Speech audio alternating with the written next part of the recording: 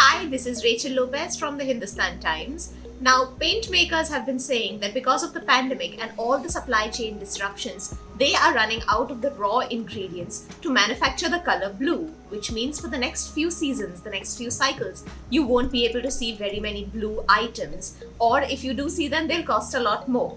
Now, because of this very strange shortage, we decided that we're going to do a Sunday story all about the color blue. If you've come here from reading that story, here's something more that you didn't know. If you didn't, well, it's new stuff anyway.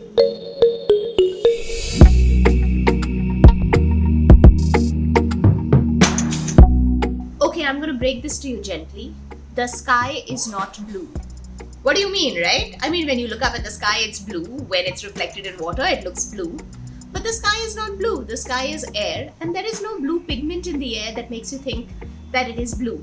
We merely see it, we perceive it as blue because of a trick of the light. It's an optical illusion caused by wavelengths that are scattered in the air. There is no blue dye, there is no blue powder in the air that makes you think that it is blue. It's merely how our human eyes perceive it. So the sky is not blue, the water is not blue. In fact, a whole bunch of animals, birds, even butterflies that you think might have blue on their bodies don't really carry enough pigment. They carry no pigment of blue. It's merely the same trick of the light that makes you think that they have blue on their bodies, which means if you crushed up the components of their exoskeletons, you wouldn't find any blue pigment. There's no blue there.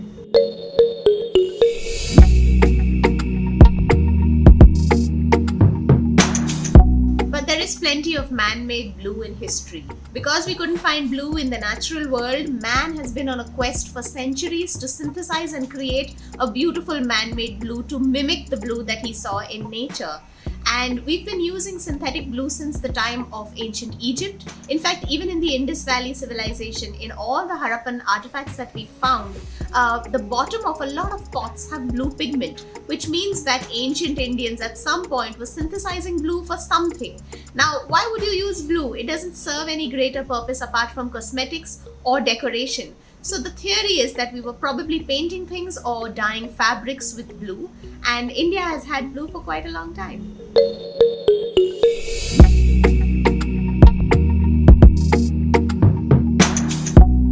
Now, we can't talk about blue without talking about indigo, India's very own deep, dark, rich color. You probably have it on some kurtas. I know I do. Indigo is so integral to the story of India. We've been growing the indigo plant, and we've been fermenting and creating this beautiful blue dye for centuries, and we've been trading with the world in indigo for centuries. In fact, long before the British even arrived, indigo was in a whole bunch of European markets, and at one point Indian indigo was banned in Europe because the Europeans were like, oh my god, our people just want Indian indigo, they don't want any of the local homegrown blues that we are producing. So in order to promote local blues, they had made sure that Indian indigo dyes were not to be used. And that's how cool, and that's how prized, and that's how useful blue has been, particularly blue from India.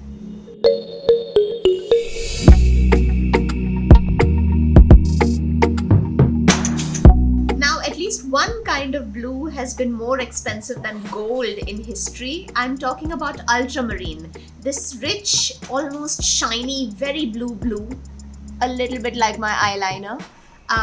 It's called ultramarine, and it was created from the lapis lazuli mineral, which was available in only one mine in Afghanistan and made its way to Europe and to the East via the Silk Roads. It came to Europe sometime around the 13th century.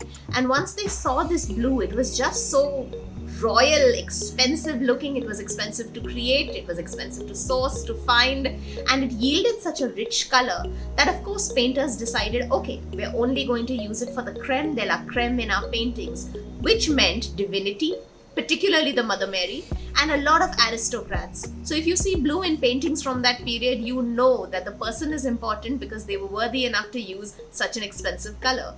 And the Mother Mary has over the years been associated so strongly with the color blue, right because of this connection.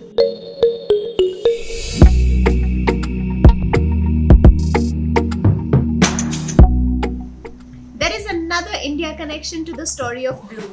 In 2009, the India-born chemist Mas Subramanian did something that no one had been able to do in 200 years.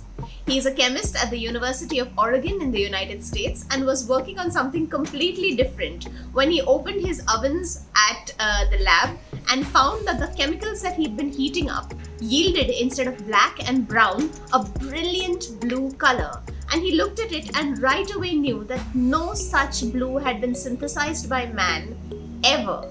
In fact, the last blue color was cobalt more than 200 years ago, and what he had done was find a new blue.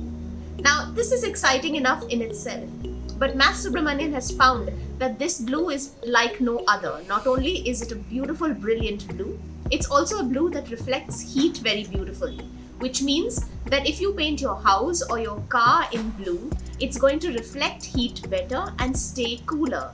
And that's really fascinating because it means that a color can be used to fight climate change.